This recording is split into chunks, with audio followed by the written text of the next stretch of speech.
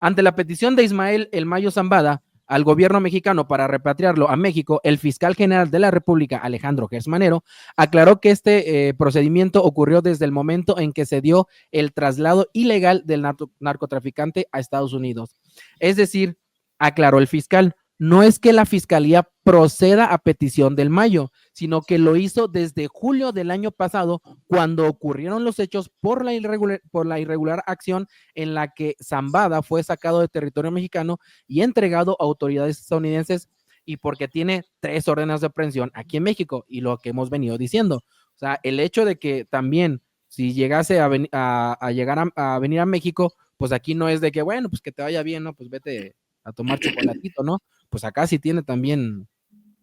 cuestiones con la ley, ¿no? Tiene sus deudas con la ley. Sí, este tema que salió la semana pasada, que decíamos bastante escabroso y que podía poner pues en cierto predicamento al gobierno mexicano por las dos vías, de que si lo protegía o si lo ayudaba o si lo dejaba solo, en fin. Hoy el fiscal Alejandro Gertz Manero dice, a ver, la petición que él hace en su carta, pues todo eso ya ocurrió desde julio del año pasado. No es de que nos llegó ahora la carta y porque nos está pidiendo que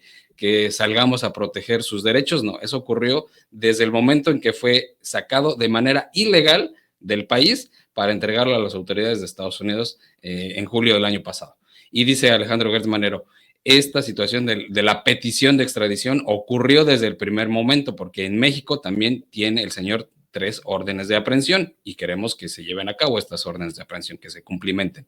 Pero aparte, dijo que se solicitó incluso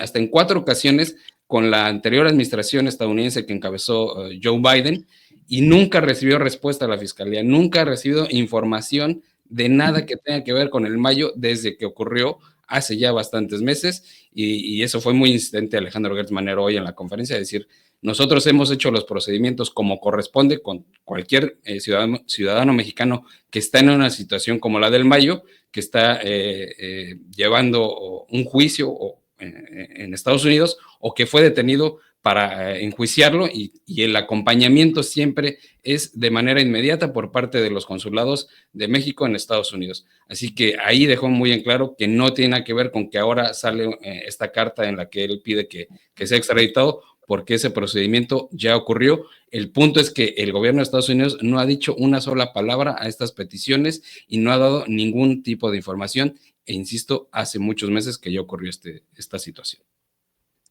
Importante, decíamos, esta aclaración. Nosotros ya nos referíamos en días anteriores sobre la utilización, el sesgo de presentar esta carta precisamente de El Mayo Zambada como una manera de decir que a petición o a solicitud o a exigencia, incluso el periódico que lo manejó así, un ultimátum del Mayo, para que actúen las autoridades mexicanas y lo defiendan, ¿no? Porque si no se viene la noche sobre México. Bueno, pues prácticamente decíamos, ese fue el cariz con el que se intentó presentar esta situación. Creo que está desactivada pues esta posibilidad luego de precisamente de que en su momento se hicieron todas estas trámites que se tenían que hacer ante la detención de cualquier ciudadano mexicano que fuera sacado del país en esas circunstancias. Y ojo, porque tiene también delitos por los cuales responder ante las autoridades mexicanas. En ese sentido, se solicita la extradición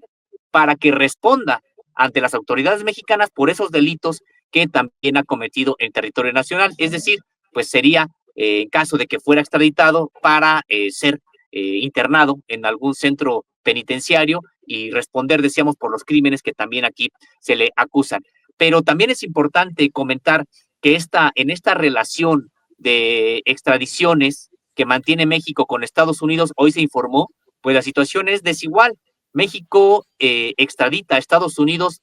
por cada uno que extraditan desde Estados Unidos hacia México, México extradita dos